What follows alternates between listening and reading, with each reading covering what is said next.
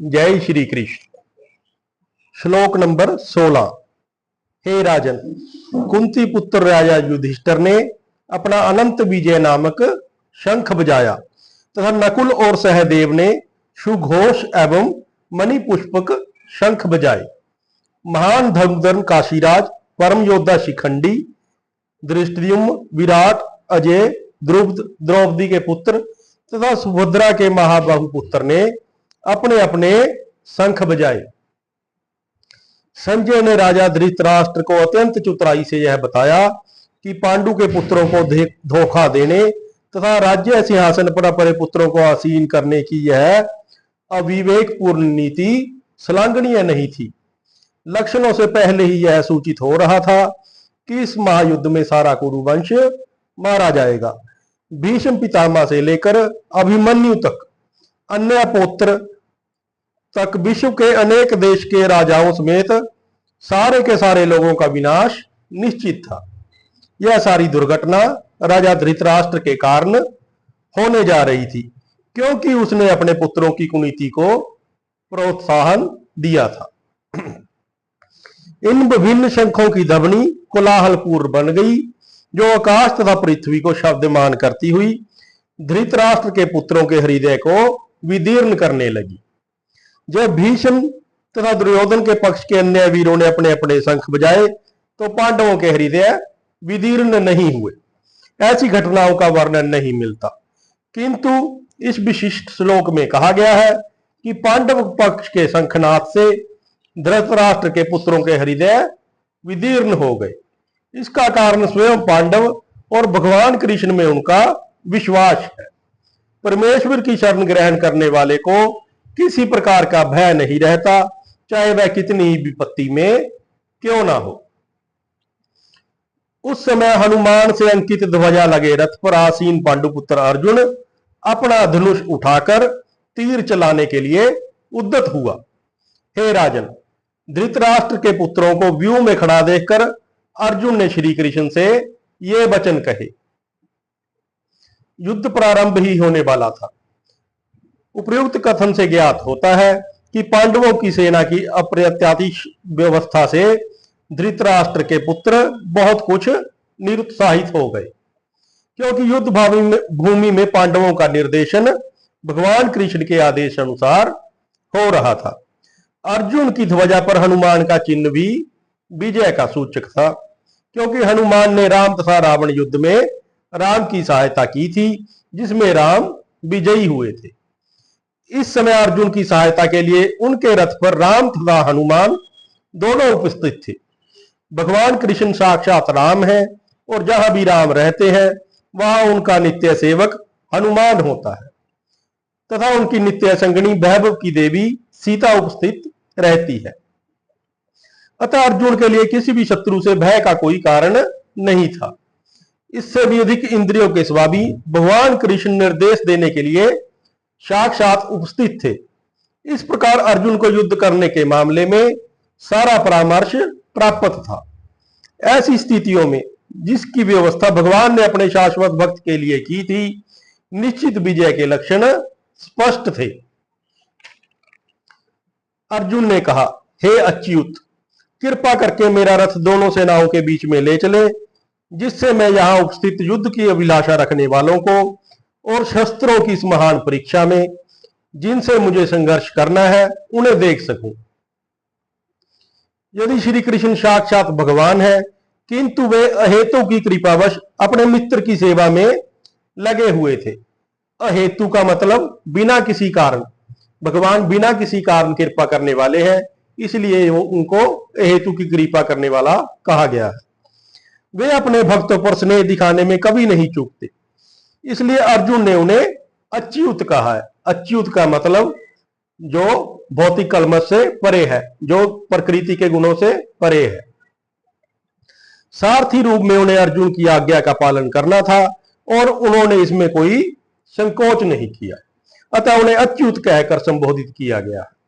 यद्यपि उन्होंने अपने भक्त का सारथी पद स्वीकार किया था, किंतु इससे उनकी परम स्थिति वैसी की वैसी बनी रही। प्रत्येक परिस्थिति में वे इंद्रियों के स्वामी श्री भगवान ऋषिकेश हैं। भगवान तथा उनके सेवक का संबंध अत्यंत मधुर एवं दिव्य होता है। सेवक स्वामी की सेवा करने के लिए सदैव तत्पर रहता है और भी भगवान भी भक्त की कुछ ना कुछ सेवा करने के लिए कोशिश में लगे रहते हैं। वे इसमें विशेष आनंद का अनुभव करते हैं कि वे स्वयं आज्ञादाता ना बने, अपितु उनके शुद्ध भक्त उन्हें आज्ञा दें। क्योंकि वे स्वामी है, अतः सभी लोग उनके आज्ञा पालक हैं और उनके ऊपर उनको आज्ञा देने वाला कोई नहीं है। किंतु जब वे देखते हैं कि उनका शुद्ध भक्त आज्ञा दे रहा है तो उन्हें दिव्य आनंद मिलता है, यद्यपि वे समस्त परिस्थितियों में अच्युत रहने वाले हैं। भगवान का शुद्ध भक्त होने के कारण अर्जुन को अपने बंधु बांधुओं से युद्ध करने की तनिक भी इच्छा ना थी, किंतु दुर्योधन द्वारा शांतिपूर्ण समझौता न करने के कारण उसे युद्ध भूमि में आना पड़ा। अतः वह जानने के लिए उत्सुक था कि युद्ध भूमि में कौन कौन से अग्रणी व्यक्ति उपस्थित है। यद्यपि युद्ध भूमि में शांति प्रयासों का कोई प्रश्न नहीं उठता, तो अभी वह उन्हें फिर से देखना चाह रहा था और यह देखना चाह रहा था कि वे इस अवांछित युद्ध पर किस हद तक तुले हुए हैं। मुझे उन लोगों को देखने दीजिए जो यहाँ पर धृतराष्ट्र के दुर्बुद्धि पुत्र दुर्योधन को प्रसन्न करने की इच्छा से लड़ने के लिए आए हुए हैं। यह सर्वविदित था कि दुर्योधन अपने पिता धृतराष्ट्र की साठगांठ से पाप पूर्ण योजनाएं बनाकर पांडवों के राज्य को हड़पना चाहता था। अतः जिस स्वस्थ लोगों ने दुर्योधन का पक्ष ग्रहण किया था वे भी उसी के समान पापी रहे होंगे।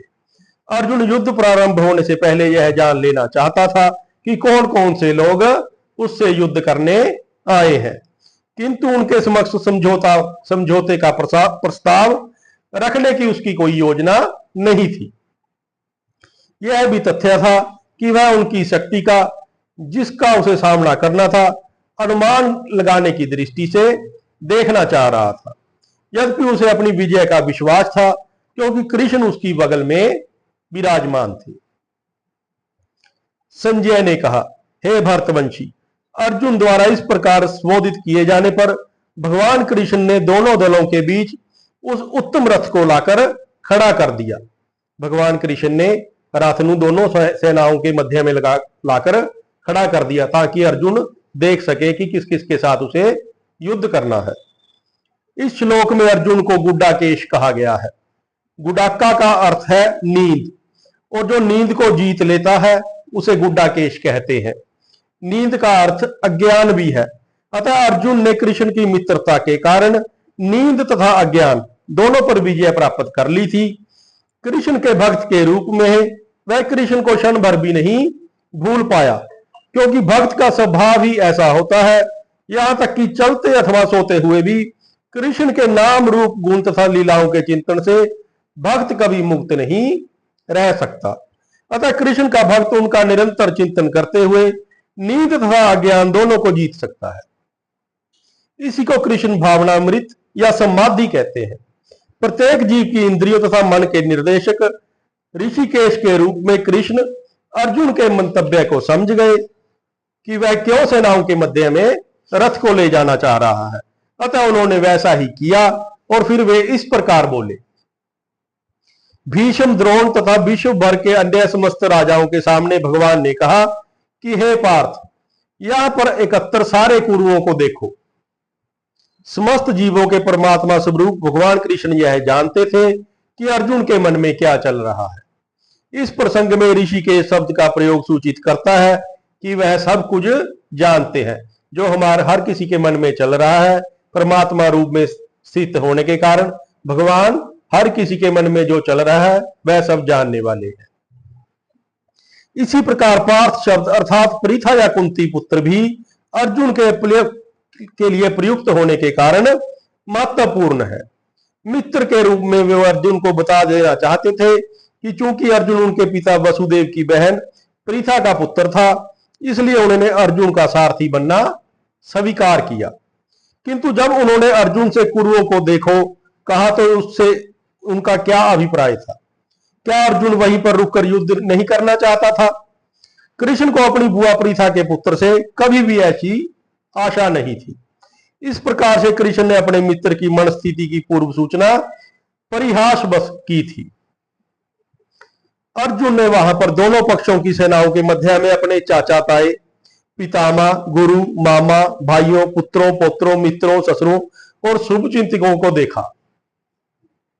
अर्जुन युद्ध भूमि में अपने सभी संबंधियों को देख सका। वह अपने पिता के समकालीन भूरी शरभा जैसे व्यक्तियों, भीष्म तथा सोमदत्त जैसे पितामह, द्रोणाचार्य तथा कृपाचार्य जैसे गुरुओं, शल्य तथा शकुनी जैसे मामाओं, दुर्योधन जैसे भाइयों, लक्ष्मण जैसे पुत्रों, अश्वत्थामा जैसे मित्रों एवं कृतवर्मा जैसे शुभचिंतकों को देख सका। वह उन सेनाओं को भी देख सका जिनमें उनके अनेक मित्र थे।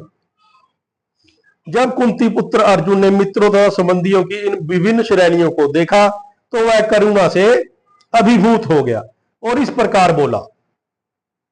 अर्जुन ने कहा, हे कृष्ण, इस प्रकार युद्ध की इच्छा रखने वाले अपने मित्रों तथा संबंधियों को अपने समक्ष उपस्थित देखकर मेरे शरीर के अंग कांप रहे हैं और मेरा मुंह सूख रहा है। यथार्थ व्यक्ति से युक्त मनुष्य में वे सारे सद्गुण रहते हैं जो सत्पुरुषों या देवताओं में पाए जाते हैं, जबकि अभक्त अपनी शिक्षा तथा संस्कृति के द्वारा भौतिक योग्यताओं में चाहे कितना भी उन्नत क्यों ना हो जाए, उन्हें इस ईश्वरीय गुणों से विहीन रखा जाता है। अतः सब जनों, मित्रों, संबंधियों को युद्ध भूमि में देखते ही अर्जुन उन सबों के लिए करुणा से अभिभूत हो गया जिन्होंने परस्पर युद्ध करने का निश्चय किया था। जहां तक उसने अपने सैनिकों का संबंध था, वह उनके प्रति प्रारंभ से दयालु था, किंतु विपक्षी दल के सैनिकों की आसन्न मृत्यु को देखकर वह उन पर भी दया का अनुभव कर रहा था। और जब वह इस प्रकार सोच रहा था तो उसके अंगों में कंपन होने लगा और उसका मुंह सूख गया। उन सबको युद्ध के लिए खड़ा देखकर उससे आश्चर्य भी हुआ। प्राय सारा कुटुंब, अर्जुन के सगे संबंधी उससे युद्ध करने आए थे। यद्यपि इसका उल्लेख नहीं है, किंतु तो भी सहज अनुमान लगाया जा सकता है कि ना तो केवल उसके अंग कांप रहे थे और मुंह सूख रखा था, अपितु वह दयावश रुदन भी कर रहा था। अर्जुन में ऐसे लक्षण किसी दुर्बलता के कारण नहीं, अपितु हृदय की कोमलता के कारण थे, जो भगवान के शुद्ध भक्त का लक्षण है। अतः कहा गया है, जो भगवान के प्रति अविचल भक्ति करता है उसमें देवताओं के सद्गुण पाए जाते हैं, किंतु जो भगवत भक्त नहीं है उसके पास भौतिक योग्यताएं तो रहती हैं जिनका कोई मूल्य नहीं होता, क्योंकि संसार नाशवान है, मृत्यु के समय यह सब कुछ यही छूट जाता है। इसका कारण यह है कि वह मानसिक धरातल पर ही मंडराता रहता है और ज्वलंत माया के द्वारा अवश्य ही आकृष्ट होता रहता है। अर्जुन ने कहा, मेरा सारा शरीर कांप रहा है, मेरे रोंगटे खड़े हो रहे हैं, मेरा गांडीव धनुष मेरे हाथ से सरक रहा है और मेरी त्वचा जल रही है। शरीर में दो प्रकार का कंपन होता है और रोंगटे भी दो प्रकार से खड़े होते हैं। ऐसा या तो आध्यात्मिक परमानंद के समय या भौतिक परिस्थितियों में अत्यधिक भय उत्पन्न होने के कारण होता है।